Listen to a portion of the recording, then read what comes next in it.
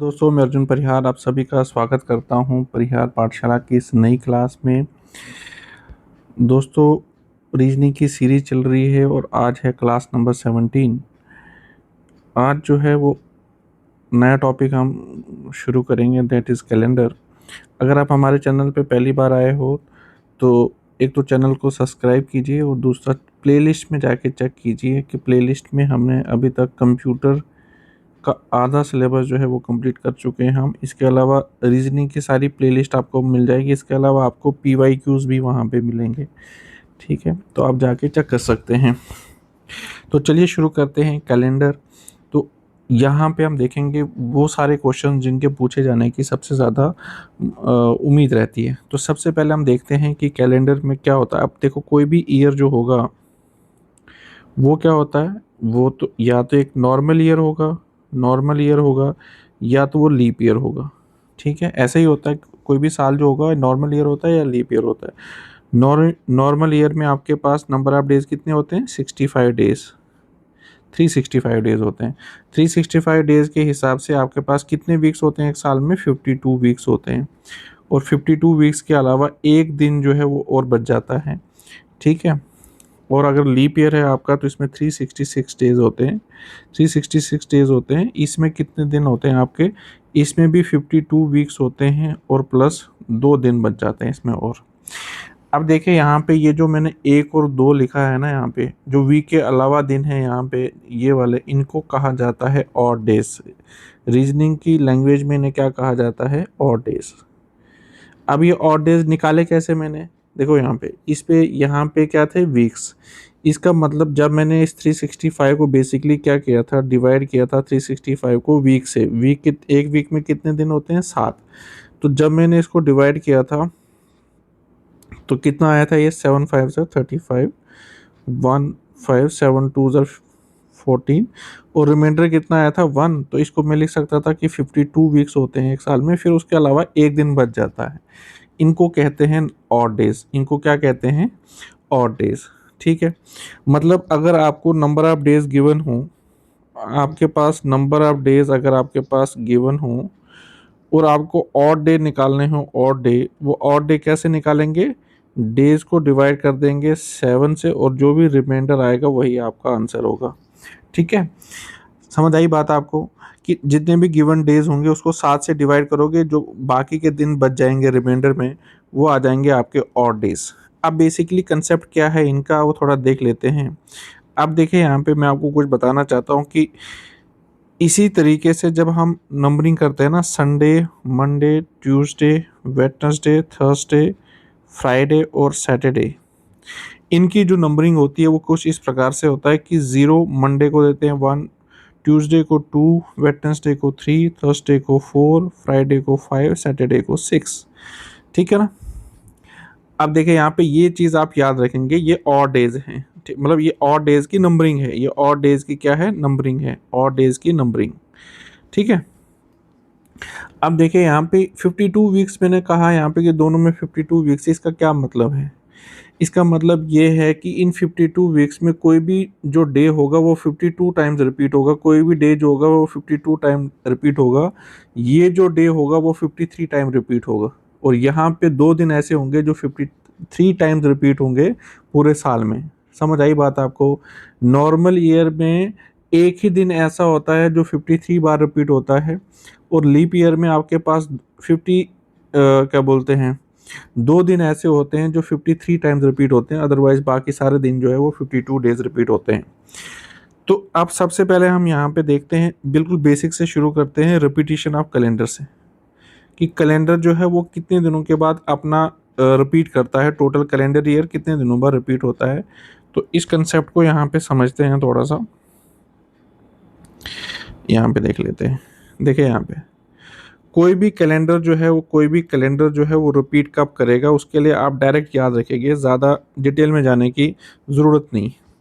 तो आप क्या याद रखेंगे कि कोई भी नॉर्मल ईयर जो होगा, नॉर्मल ईयर NY बोले तो नॉर्मल ईयर, ये कब रिपीट करेगा? नॉर्मली ये रिपीट करता है 11 ईयर्स में। नॉर्मली कैलेंडर रिपीट करने का मतलब है बिल्कुल सेम डिटो। मतलब अगर 1 तारीख को ट्यूसडे थी तो उधर भी उस दोनों ईयर में क्या होगी, 1 तारीख को ट्यूसडे ही होगी। मैंने फॉर एग्जांपल की बात कर रहा हूँ मैं यहाँ पे। 11 ईयर्स में रिपीट करते हैं, लेकिन किसी कंडीशन में ये जो है वो 6 ईयर्स में भी रिपीट करते हैं। क्या करते हैं, 6 ईयर्स में भी रिपीट करते हैं। वो कैसे रिपीट करते हैं थोड़ा देख लो यहाँ पे कि आप कैसे याद रखोगे। तो आप ऐसे याद रखो कि नॉर्मल ईयर जो है वो रिपीट कब करेगा, 11 साल के बाद, ठीक है। लेकिन अगर नॉर्मल ईयर से जस्ट पहले, अगर नॉर्मल ईयर से जस्ट पहले जो अगर लीप ईयर रहा होगा, तो ऐसे केस में जो आपका नॉर्मल ईयर है वो लीप ईयर जो होगा वो 6 साल बाद रिपीट होगा। क्या कहा मैंने, नॉर्मली आपका जो नॉर्मल ईयर है वो 11 सालों में रिपीट होता है, लेकिन ऐसा नॉर्मल ईयर जिससे जस्ट पहले एक लीप ईयर है, वो नॉर्मल ईयर जो है वो रिपीट होगा कितने सालों में, 6 सालों में। आप कहोगे भाई ठीक है, ये तो चलो ठीक है, नॉर्मल ईयर, लीप ईयर भी तो होगा। लीप ईयर आपका कितनी देर बाद रिपीट करेगा, कितनी देर बाद रिपीट करेगा, वो रिपीट करेगा 28 ईयर्स के बाद रिपीट करेगा। रिपीट करने का क्या मतलब है, यहाँ पे रिपीट करने का मतलब है कि जो भी कैलेंडर है आपका, डिटो कैलेंडर, मतलब आज का जो कैलेंडर है, जैसे मान लो 2000 अभी क्या चल रहा है 2025, तो 2025 का कैलेंडर जो भी है जैसे भी है, ये इसका जो रिपीटेटिव कैलेंडर होगा, अगर मैं जैसे मान लो 11 साल के, मान लो फॉर एग्जांपल 11 साल के बाद रिपीट होगा, तो 2036 का भी बिल्कुल सेम सेम कैलेंडर होगा। जस्ट कहने की बात है, अभी हम देखेंगे कि ये रिपीट करेगा या नहीं करेगा, कितनी देर बाद रिपीट करेगा वो हम देखेंगे यहाँ पे। तो ठीक है, आई होप आपको समझ आया होगा। बेसिकली कंसेप्ट क्या होता है यहाँ पे कि कैलेंडर कितने साल बाद रिपीट करता है, वो डिपेंड करता है और डेज पर, ठीक है। दो कैलेंडर ईयर तब रिपीट करते हैं जब उनके बीच में सेम और डेज होते हैं। क्या होते हैं, सेम और डेज होते हैं, ये आप याद रखेंगे। दो कैलेंडर ईयर जो होते हैं वो तब रिपीट होते हैं, एक दूसरे के साथ तब मैच करते हैं जब उन दोनों के बीच में नंबर ऑफ और डेज क्या होते हैं, सेम होते हैं। अब चलिए क्वेश्चन देखते हैं आप। तो मैंने आपको यहाँ पे बताया कि आपके पास दो ऑप्शन हैं कि कोई भी नॉर्मल ईयर जो है वो रिपीट या तो 6 साल के बाद होगा, या तो 11 साल के बाद होता है, या तो फिर 6 साल के बाद होता है। नॉर्मली 6 साल 11 साल के बाद होता है, जैसे मैंने आपसे कहा यहाँ पे कि नॉर्मली 11 साल के बाद होता है। लेकिन ऐसा नॉर्मल ईयर जिससे जस्ट पहले एक लीप ईयर रहा होगा, वो नॉर्मल ईयर जो है वो 6 ही साल में रिपीट हो जाता है, ठीक है, 6 ही साल में रिपीट हो जाता है। अदरवाइज जो लीप ईयर हैं आपके वो कितने सालों में रिपीट होते हैं, 28 ईयर्स में रिपीट होते हैं। तो चलिए देखते हैं क्वेश्चन, ठीक है। अब हम क्वेश्चन देखते हैं यहाँ पे कि क्वेश्चन किस प्रकार से पूछे जाते हैं। पहला क्वेश्चन है the calendar of the year 2007 will be same for the year. तो आप क्या करोगे, सबसे पहले 2007 को चेक करो, ये लीप ईयर है क्या। 2007 लीप ईयर नहीं होता है। लीप ईयर को चेक करने का आपको पता ही होगा कि लीप ईयर कैसे होता है। कोई भी ईयर अगर 4 से डिवाइड होता है तो वो ईयर क्या होता है, लीप ईयर, ठीक है, वो लीप ईयर होता है। इसके अलावा अगर कोई ईयर जो है वो सेंचुरी ईयर है, अगर हम किसी सेंचुरी ईयर को चेक कर रहे हैं वो लीप ईयर है या नहीं, उसको डिवाइड करते हैं 400 से। उसको किससे डिवाइड करते हैं, 400 से। लीप ईयर, सेंचुरी ईयर बोले तो जैसे 1600, 1700, 1800, 1900, 2000, ये सेंचुरी ईयर्स होते हैं। तो किसी भी नॉर्मल ईयर को अगर चेक करना है वो लीप ईयर है या नहीं, तो आप डिवाइड करोगे 4 से, लेकिन अगर वो सेंचुरी ईयर है तो उसको डिवाइड करोगे आप 400 से, ठीक है। तो देखिए यहाँ पे 2007 लीप ईयर नहीं है, ठीक है। तो आप देखें यहाँ पे 2007 लीप ईयर नहीं है, चलो ठीक है, लीप ईयर नहीं है, इसका मतलब ये नॉर्मल ईयर है। इसका मतलब क्या है, नॉर्मल ईयर। अब नॉर्मल ईयर या तो 11 साल बाद आएगा या तो 6 साल बाद आएगा। तो आपको चेक करना है कि इससे पिछले वाला साल जो था वो 2006 था। क्या 2006 लीप ईयर है या नहीं है, 2006 क्या लीप ईयर है, तो आप क्या करोगे, 4 से डिवाइड करोगे, ठीक है। तो क्या ये लीप ईयर है यहाँ पे, तो आप मुझे चेक करके बताओ। बिल्कुल ये लीप ईयर नहीं है, ये 4 से डिवाइड नहीं होगा। जब ये 4 से डिवाइड नहीं होगा तो यहाँ पे क्या करोगे आप, इसका मतलब ये 11 साल के बाद आपका कैलेंडर रिपीट होगा। तो 2007 प्लस 11 करोगे तो कैलेंडर कब रिपीट होगा, 2018 में, ठीक है। तो ऑप्शन आपका क्या आ जाएगा, 2018। 2018 इज द गिवन आंसर, ठीक है। समझ आया आपको, इस तरीके से करना है आपको। नेक्स्ट क्वेश्चन फिर से देख लीजिए, 99 ये कह रहा है the calendar of 1995 will be same as which year, मतलब वही कि रिपीट कितनी देर में करेगा। तो सबसे पहले आप देखोगे कि 1995 जो है वो लीप ईयर है या नॉर्मल ईयर है। तो आपको पता है यहाँ पे 1995 जो है वो नॉर्मल ईयर है, ठीक है, कोई दिक्कत नहीं है। अब नॉर्मल ईयर आपको पता है कि या तो ये 11 साल बाद रिपीट होगा या तो 6 साल बाद रिपीट होगा। आप जाके जरा चेक कीजिए कि 1994 जो है 1994 वो लीप ईयर है या नहीं है। क्या ये लीप ईयर है यहाँ पे? तो आप जाके जरा चेक कर लीजिए यहाँ पे कि ये 4 से डिवाइड होगा या नहीं होगा। तो जरा देख लीजिए, 4 से करेंगे तो 16, यहाँ पे 3 और 9 आ जाएगा, 4 9 ज़र 36, 36 से 3 करेंगे तो 4 आ जाएगा। ये 4 से डिवाइड नहीं होगा, इसका मतलब 1994 जो है वो लीप ईयर नहीं है। जब लीप ईयर 1994 नहीं है तो उसका अगला साल जो होगा वो रिपीट 11 साल के बाद होगा। 11 साल के बाद रिपीट होगा तो 1995 में 11 साल कर लो और तो कितना आ जाएगा 2006। तो आंसर क्या होगा 2006। ठीक है। अब यहाँ पे आपके पास एक और क्वेश्चन है कि which year will have the same calendar as 1998। तो आपको देखना है कि 1998 जो है वो कौन सा ईयर है, वो नॉर्मल ईयर है कि लीप ईयर है। तो मुझे लगता है कि ये लीप ईयर है, क्योंकि आप ज़रा डिवाइड करके देख लीजिए 1988 को 4 से अगर आप डिवाइड करोगे तो 1638। ठीक है, 4 9 36 2 8, बिल्कुल ये 4 से डिवाइड होगा। तो इसका मतलब ये आपका लीप ईयर है। तो मैंने आपको कहा था कि कोई भी लीप ईयर जो होगा वो 28 साल बाद रिपीट होता है। ठीक है, 28 साल बाद रिपीट होगा। तो कब रिपीट होगा ये? 28 साल रिपीट होने में इसको क्या लग जाएंगे 2016। इसका मतलब ये 2016 में रिपीट होगा। यही आपका आंसर है। ठीक है। अब यहाँ पे देखते हैं, यहाँ पे आपसे पूछा गया है कि 2000 सॉरी यहाँ the calendar for 2013 will be same as which of the following year. 2013, तो 2013 आपके पास, तो ये देख के पता चलेगा आपको कि ये एक नॉर्मल ईयर है। ठीक है, नॉर्मल ईयर है। तो नॉर्मल ईयर के केस में या तो 11 आएगा या तो 6 आएगा। आप जरा चेक कीजिए कि 2012 क्या लीप ईयर है? बिल्कुल 2012 लीप ईयर है। तो ऐसे केस में जिस जिस नॉर्मल ईयर से पहले जस्ट लीप ईयर आपको मिल रहा है, वो नॉर्मल ईयर जो है वो 6 साल बाद रिपीट होता है। कितने साल बाद रिपीट होता है? 6 साल बाद रिपीट होता है। इसका मतलब इसका आंसर आएगा 2019। क्या आंसर आएगा? 2019। ठीक है, ये समझ आया आपको? तो आई होप आपको चीज़ें समझ आ रही होंगी अब। इसी तरीके से आपसे पूछा गया है कि 2001 का सेम कैलेंडर ईयर बताइए। 2001 एक नॉर्मल ईयर है, लेकिन 2000 जो है 2000 वो एक लीप ईयर है, क्योंकि ये 400 से डिवाइड होता है। जब लीप ईयर है तो ये 6 साल बाद रिपीट होगा। इसका मतलब 2007 जो है वो एक क्या होगा, सेम ईयर, मतलब सेम कैलेंडर होगा इसका। तो आई होप आपको ये चीज़ समझ आई होगी आप कि किस तरीके से इसको कैलेंडर को रिपीट करना देखना है। ठीक है।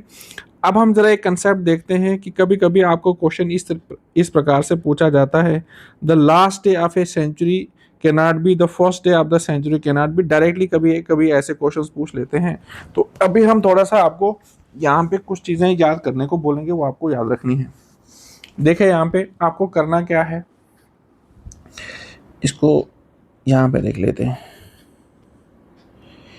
देखें यहाँ पे कोई भी जो सेंचुरी ईयर है, सेंचुरी ईयर, कोई भी जो सेंचुरी ईयर है, सेंचुरी ईयर का क्या आपको देखें कभी फर्स्ट डे का भी आ जाता है, फर्स्ट डे, और आपसे लास्ट डे का भी पूछा जाता है, लास्ट डे का। तो जो फर्स्ट डे है उनकी क्या क्या पॉसिबिलिटीज हैं, कौन कौन सा दिन जो है वो फर्स्ट डे हो सकता है, वो आप जरा देखें यहाँ पे। आप ये चीज़ थोड़ा सा आप डायरेक्टली याद रख लेना, कोई दिक्कत नहीं है। ठीक है। तो यहाँ पे मंडे की भी पॉसिबिलिटी है, बिल्कुल मंडे भी फर्स्ट डे हो किसी भी सेंचुरी ईयर का। सेंचुरी ईयर बोले तो जैसे 1900, 2000, 2100, 2200, 2300, 2400 जो आगे आएंगे, ठीक है, वो आपके सेंचुरी ईयर्स होते हैं। तो यहाँ किस किस की पॉसिबिलिटी है? ठीक है, मंडे जो है वो सेंचुरी ईयर हो सकता है, इसके अलावा ट्यूसडे भी हो सकता है, इसके अलावा थर्सडे भी हो सकता है, और इसके अलावा सैटरडे की भी पॉसिबिलिटी है। तो फर्स्ट डे जो है वो मंडे भी हो सकता है, ट्यूसडे भी हो सकता है, थर्सडे भी हो सकता है, और सैटरडे भी हो सकता है। उसी तरीके से जो लास्ट डे है, लास्ट डे वो वो मंडे भी हो सकता है, ठीक है, वो संडे भी हो सकता है, संडे, ठीक है, इसके अलावा वो वेडनेसडे भी हो सकता है, और फ्राइडे भी हो सकता है। ठीक है, ये चीज़ आपको समझ आई। लेकिन क्वेश्चन इस प्रकार से नहीं आता है, वो क्वेश्चन में पूछता है विच आप मतलब सेंचुरी का पहला दिन कौन सा नहीं हो सकता। ये फर्स्ट डे में आ सकते हैं। अब जब ये फर्स्ट डे में आ सकते हैं, किसी भी सेंचुरी का पहला दिन अगर ये हो सकते हैं, इसका मतलब ये लास्ट ईयर पे लास्ट डे तो नहीं हो सकते हैं इसके, ठीक है। उसी तरीके से अगर ये लास्ट डे की पॉसिबिलिटी बन रही है तो ये फर्स्ट डे की पॉसिबिलिटी में नहीं बनेंगे। बस ये चीज़ आपको याद रखनी है। एक चीज़ याद रखना कि मंडे यहाँ पर भी कॉमन है और मंडे यहाँ पर भी कॉमन है। मंडे जो है वो फर्स्ट डे भी पॉसिबल हो सकता है और लास्ट डे भी पॉसिबल हो सकता है।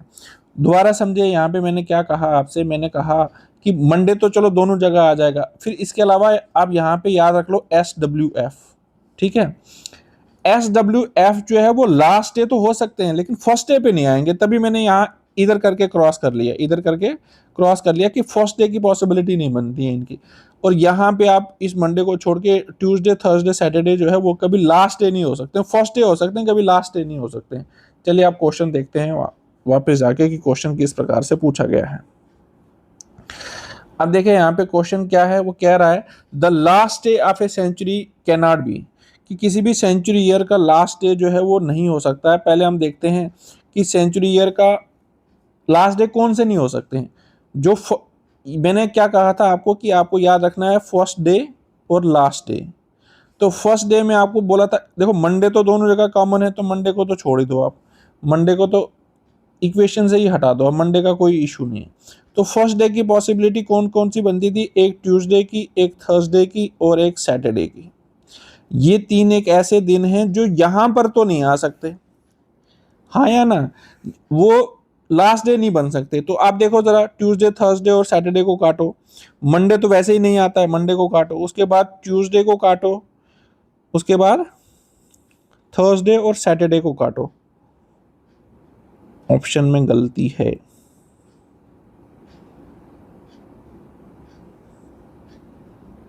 ऑप्शन में गड़बड़, एक मिनट चेक कर लेता हूं मैं। देखिए कोई गड़बड़ नहीं है, इसको इस तरीके से देख लीजिए। यहाँ पे ये कह रहा है कि जो last day of the century year है वो कौन सा नहीं हो सकता। तो दोबारा देख लेता हूँ मैं यहाँ पे कि जो आपका सेंचुरी ईयर है, सेंचुरी ईयर, उसमें आपको दो चीज़ों का ध्यान रखना है, एक फर्स्ट डे का, एक लास्ट डे का। तो जो फर्स्ट डे की पॉसिबिलिटी है वो क्या कहा था मैंने कि मंडे की भी पॉसिबिलिटी है, ट्यूसडे की भी पॉसिबिलिटी है, थर्सडे की भी पॉसिबिलिटी है और सैटरडे की भी पॉसिबिलिटी है। यहाँ पे लास्ट पे किस किस की पॉसिबिलिटी है, मंडे की पॉसिबिलिटी है और SWF बोले तो संडे की भी पॉसिबिलिटी है, वेडनेसडे की भी पॉसिबिलिटी और फ्राइडे की भी पॉसिबिलिटी है। अब यहाँ इसी को ध्यान में रख के बताइए, the last day of the century can not be, क्या मंडे आ सकता है? बिल्कुल मंडे आ सकता है, ठीक है ना। क्या वेडनेसडे आ सकता है? बिल्कुल वेडनेसडे भी आ सकता है। क्या फ्राइडे आ सकता है? बिल्कुल फ्राइडे भी आ सकता है। क्या इसमें ट्यूसडे है? ट्यूसडे नहीं है इसमें, तो ट्यूसडे ही आपका आंसर आएगा दोस्तों, ठीक है। क्या आंसर आ जाएगा? ट्यूसडे ही आपका आंसर आ जाएगा यहाँ पे।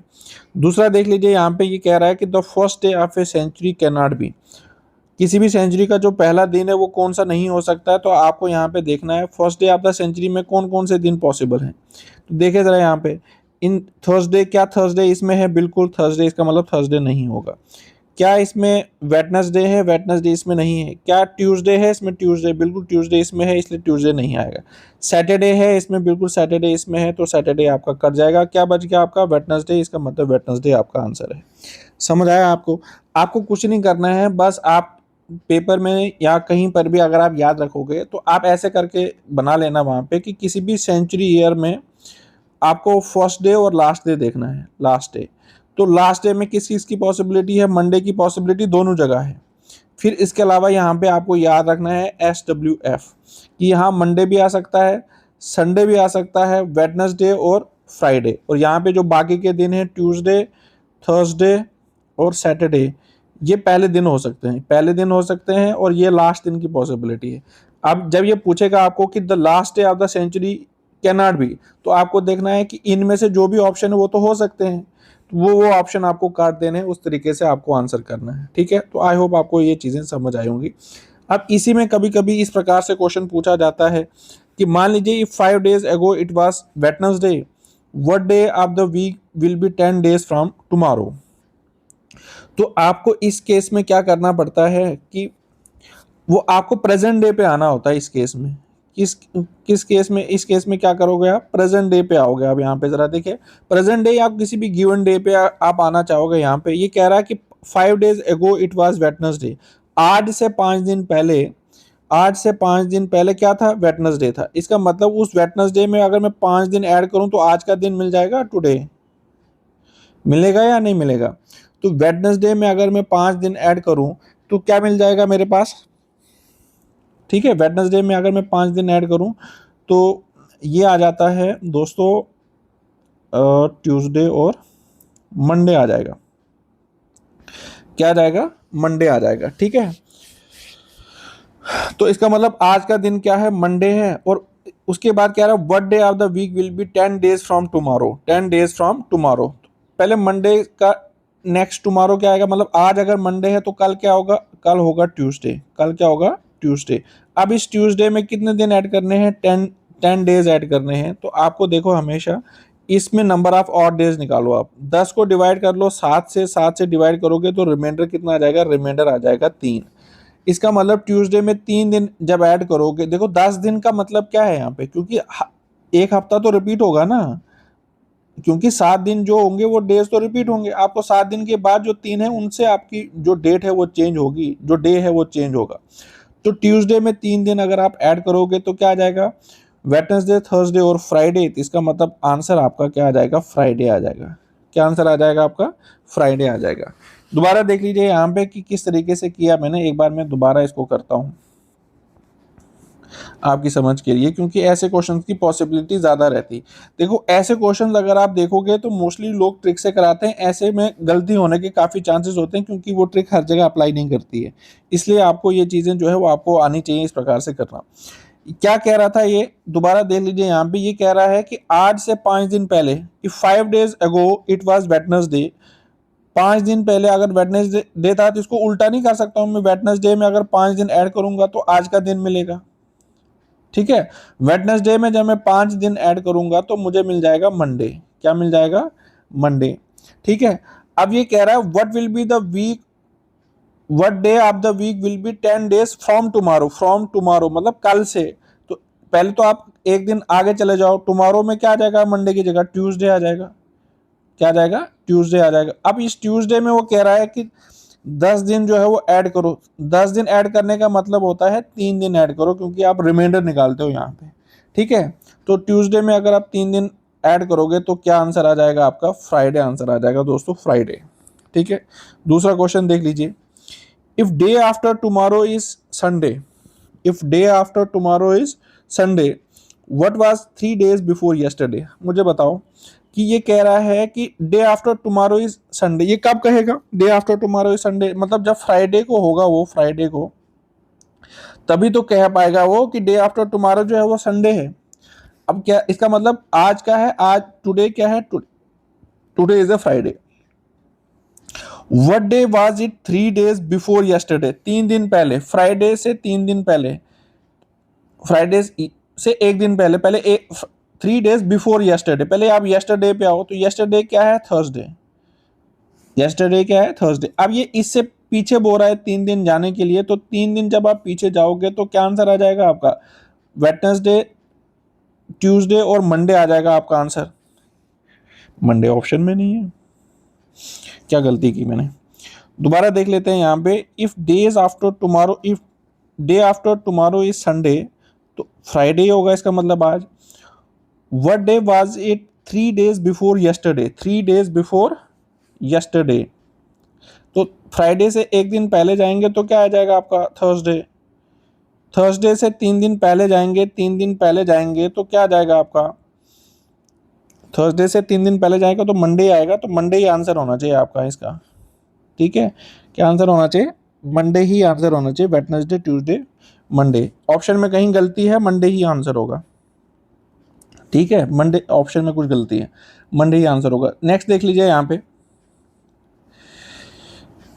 नेक्स्ट क्वेश्चन देख लेते हैं। यहाँ पे लिखा है if three days ago it was Thursday, 3 दिन पहले क्या था, थर्सडे था। मतलब थर्सडे में अगर मैं 3 दिन ऐड करूं तो मुझे आज का दिन मिल जाएगा।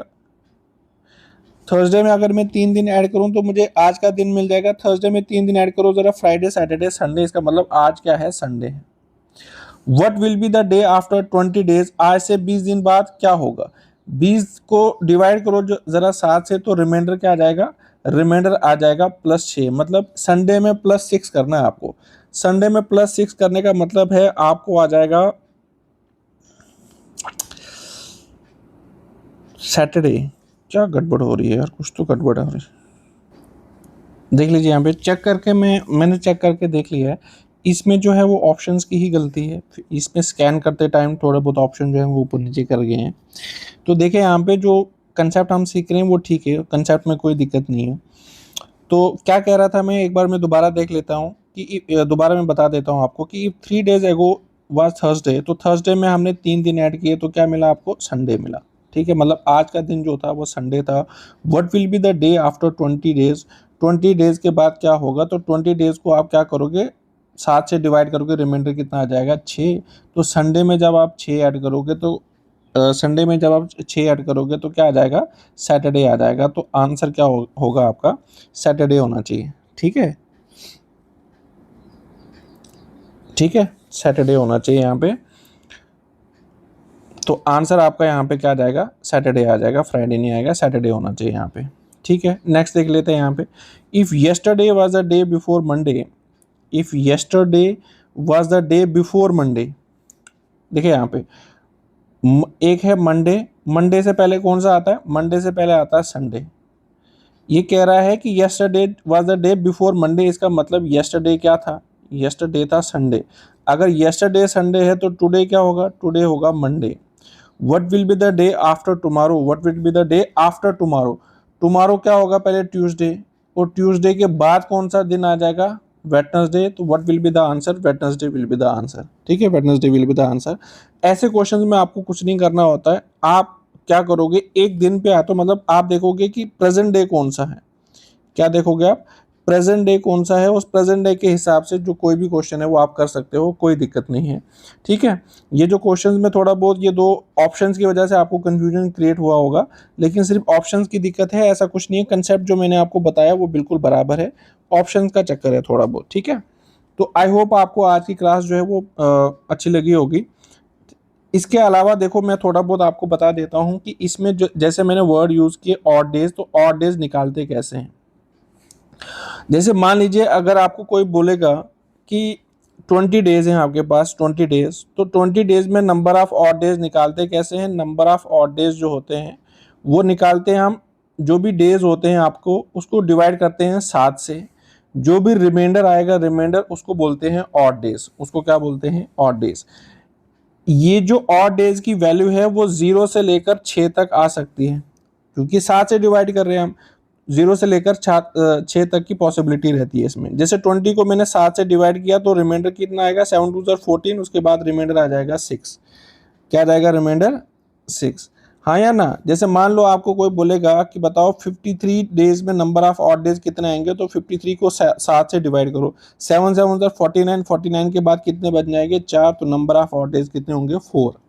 ठीक है, जैसे मान लो आपका कोई महीना 31 डेज का है, तो 31 डेज में नंबर ऑफ ऑड डेज कितने होंगे, तो 7 4 28, कितने बच के पीछे 3, तो 3 is the number of odd days.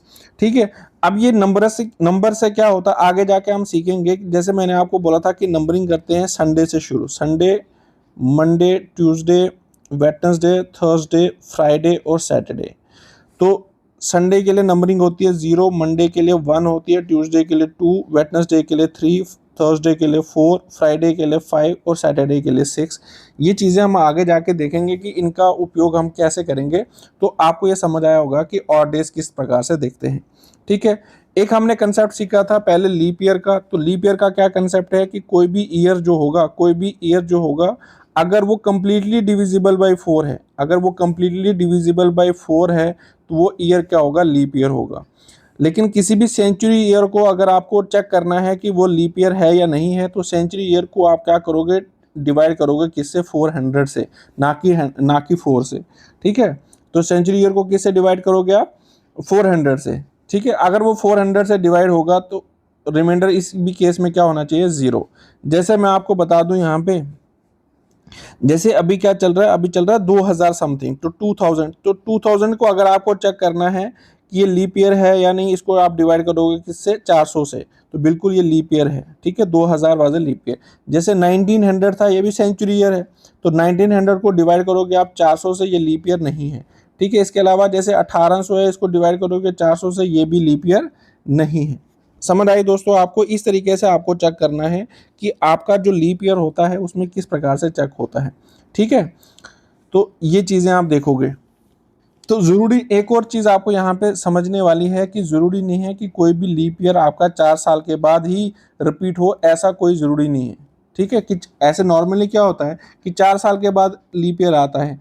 ठीक है, ऐसा ज़रूरी नहीं होता कि 4 साल के बाद लीप ईयर है। वो मैं आपको बताता हूँ। मान लीजिए बीच में कोई एक ऐसा ईयर आ जाता है, सेंचुरी ईयर, जो आपका लीप ईयर नहीं है।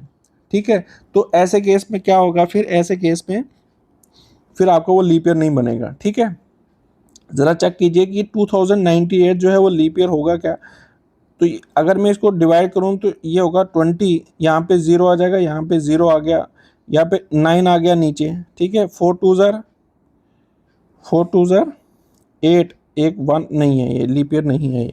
ठीक है, तो आपको जस्ट बीच में देखना है कि ऐसा कोई ईयर जहाँ बीच में, जैसे मान लो कोई ईयर जो है वो पहले लीप ईयर है, फिर बीच में ऐसा कोई सेंचुरी ईयर आ जाता है जो लीप ईयर ना हो, तो ऐसे में जो लीप ईयर है आपका वो 4 साल के बाद रिपीट। ज़रूरी नहीं है कि ऐसा हो ही हो। ये स्टेटमेंट अगर हो कि हर कोई लीप ईयर जो है वो 4 साल के बाद रिपीट होता है, तो ये स्टेटमेंट गलत भी हो सकती है। ठीक है, तो चलिए बाकी का जो कंसेप्ट है कैलेंडर को वो हम अगली क्लास में देखेंगे। Thank you so much, see you in some other class.